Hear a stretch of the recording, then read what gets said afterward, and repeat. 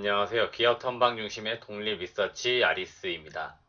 오늘 기업 분석 10분 영상 컷 함께 보실 종목은 에스텍 파마입니다. 원료 의약품을 전문적으로 생산하는 기업입니다. 우선 영상을 시청하시기 전에 구독과 좋아요 버튼을 꼭 눌러주시고요. 오늘의 종목 에스텍 파마 함께 보도록 하겠습니다. 기업 개요입니다. 1996년도 회사는 설립이 되었고요. 2004년도부터 코스닥 시장에 상장돼서 거래가 시작되었습니다. 대표이사는 김재철 씨고 주요 사업은 원료 의약품을 생산하는 것으로 하고 있습니다. 주요 주주는 김재철 등 특수관계인이 24.93%, 그리고 한국증권금융이 3.98%의 지분을 보유하고 있습니다. 현재 주요 주주에서 대규모로 들어와 있는 기관 투자자가 없기 때문에 향후에 에스텍파마의 성장성이나 이런 프리미엄을 바라볼 때 기관 투자자들 중에서 관심 갖는 운용사가 있다면 들어올 가능성이 높다라고 볼 수 있겠습니다. 동사는 유기합성 기술, 키랄 기술, 유기금속 착물 기술, 미세 입자화 기술, 초저온 반응 기술, 나노필터 기술 등 다양한 기술을 이용해서 약 한 50개 정도 종류의 원료 의약품을 생산하는 기업입니다. 해당 기술들을 한 번씩 읽어보시길 바라겠고요. 이 기술이 어떠한 기술인지 정확하게는 여러분들이 아시지 않아도 관계는 없습니다. 그냥 이러한 기술들을 이용해서 원료 의약품을 생산한다는 것을 알고 계시면 되겠습니다.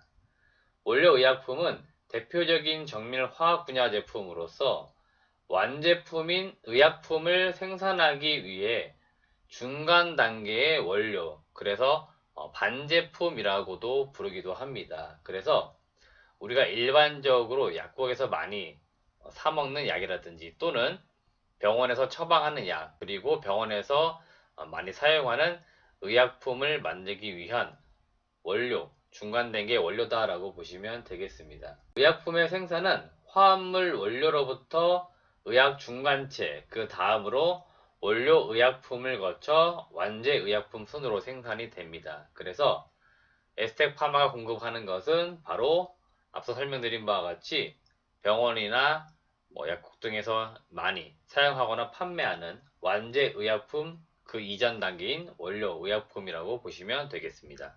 에스텍 파마의 매출 구성입니다. 동사 에스텍 파마는 원료 의약품 중에서 가장 주력으로 생산하는 분야가 바로 제네릭이라고 하는 분야입니다. 제네릭은 우리나라 말로 표현하자면 복제약과 비슷한데요. 처음 개발된 제품을 보통 오리지널이라고 표현합니다. 이 오리지널의 특허 기간이 끝난 뒤에 공개된 기술과 원료를 이용해서 동일한 약효와 품질의 제품을 제네릭이라고 말하는데요. 오리지널에 비해서 제네릭 제품은 가격이 상대적으로 저렴하다는 장점이 있습니다. 동사는 이 원료를 제약사에 공급을 하는 것이고요. 천식 치료제나 위궤양 치료제, MRI 조영제, 뇌기능 개선제, 당뇨병 치료제, 알코올 중독 치료제, 근육 이완제 등 다양한 원료를 생산을 하고 있습니다. 그렇기 때문에 특정 어떠한 제품이나 원료 의약품으로 매출 비중이 집중되어 있지는 않습니다. 그래서 매출 구성에서 보신 바와 같이 기타 부분이 매출 비중이 78%로 가장 높은 비중을 차지하는 이유가 여기에 있습니다. 단일 품목으로는 보시는 바와 같이 소화성 궤양용제 이 부분이 가장 많고 당뇨병 치료제 쪽으로 7.56%의 비중을 차지를 하고 있습니다. 동사 매출 중에서 수출 비중은 대략 한 60% 정도 수준을 차지를 하고 있는데요. 대부분의 수출은 일본으로 많이 나가고 있습니다. 일본의 수출 비중이 90%가 넘기 때문에 일본으로 수출을 가장 많이 하고 있다라고 보시면 되겠고요. 일본의 경우에는 전 세계 3위의 의약품 시장 규모를 가지고 있습니다. 고령화로 인해 가지고 의료비가 급증을 하고 있는 국가 중에 하나이고요. 일본 정부 입장에서 의료비가 급격하게 올라가고 있기 때문에 이 의료비를 억제하기 위해서 제네릭 의약품 사용을 촉진을 많이 정책적으로 하고 있습니다. 그래서 오리지널 제품보다는 제네릭에 대한 의약품 원료를 좀 권장하고 있는 것이기 때문에 정책적으로 이런 부분에서 에스텍 파마와 같은 원료 의약품을 생산하는 기업들이 수혜를 지금 보고 있는 과정에 있습니다.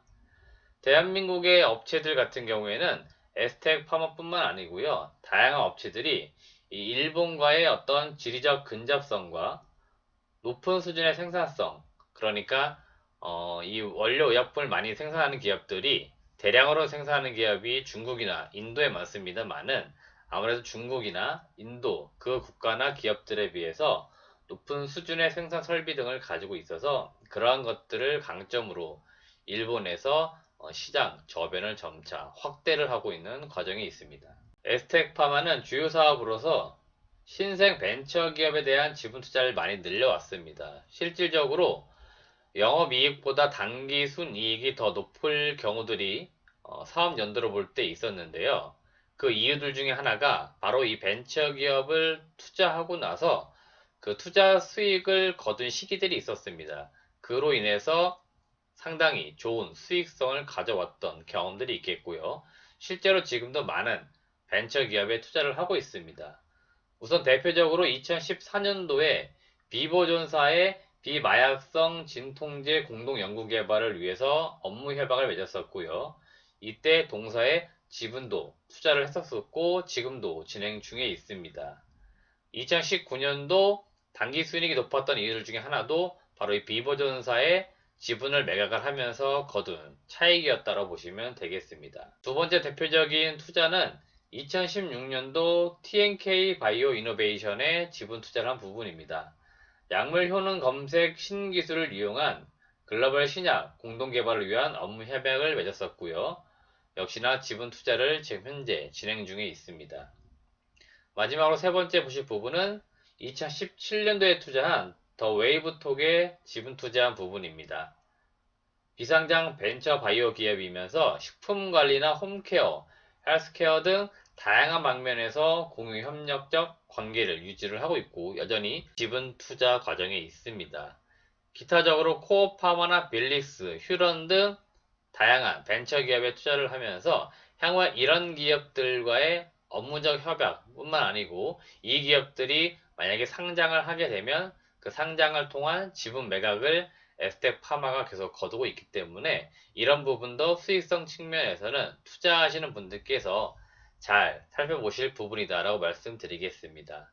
관련된 내용은 그 에스텍 파마 분기 보고서에 보시면 관계기업 투자 이러한 목록을 보시면 타 법인 출자 현황이 있습니다. 여기에 조금 더 자세한 지분 현황이나 현재 보유한 지분 현황 등이 나와 있으니까 이런 것들을 투자하시면서 잘 살펴보시길 바라겠습니다. 마지막으로 에스텍파마의 주요 사업 중에서 신규 사업 중에 대체육 시장으로 진출하는 이 부분 개인적으로 볼 때는 이 부분이 동사의 가장 큰 성장성이 좀 담보된 그런 사업이 아닌가 이렇게 예상을 해보는데요. 그 국내 상장되어 있는 신약 개발한 업체 중에 인트론 바이오라고 하는 기업이 있습니다. 이 기업과 함께 2019년도에 JV, 조인트 벤처를 설립하기로 결정을 해서 현재 진행 중에 있습니다. 인트론 바이오가 보유하고 있는 이햄이라고 하는 엔지니어드 햄, 이와 관련된 원천 특허를 토대로 에스텍 파마가 바이오 생산 및 케미칼 생산을 담당을 하면서 사업화를 진행을 하는 부분입니다. 실질적인 제품으로 나올 수 있는 부분은 식품 소재, 특히 대체육으로 각광을 받는 이 분야에서 이 관련된 소재가 사용될 것을 기대가 되고 있고요.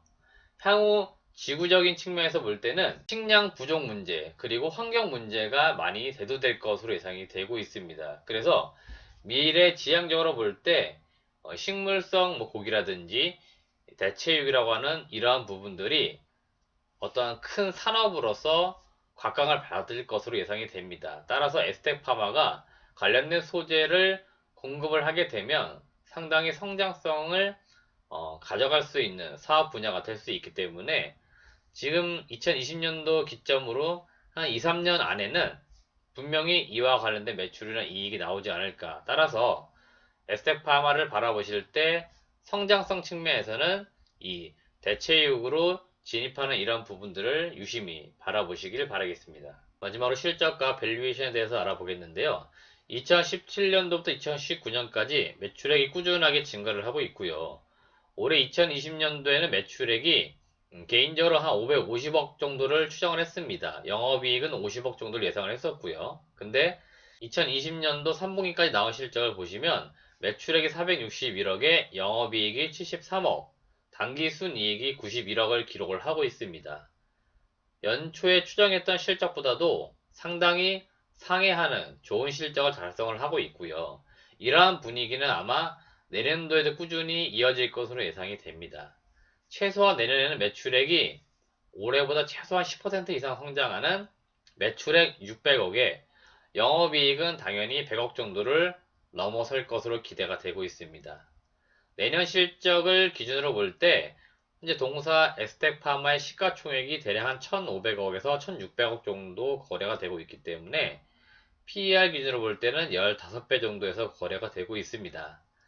제약 바이오나 이런 쪽 업적으로 볼 때는 나름 적정 주가를 좀 받고 있는 부분이 있는데요.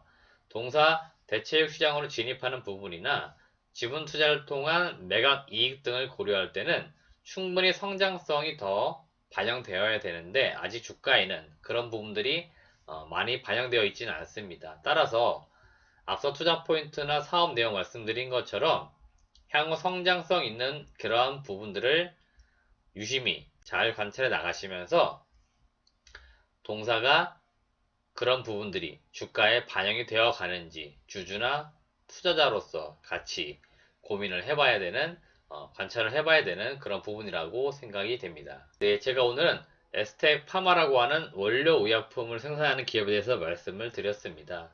동사는 캐시카우가 상당히 확실하기 때문에 현금 창출 능력이 제약 바이오 기업치고 상당히 좋은 편이고요.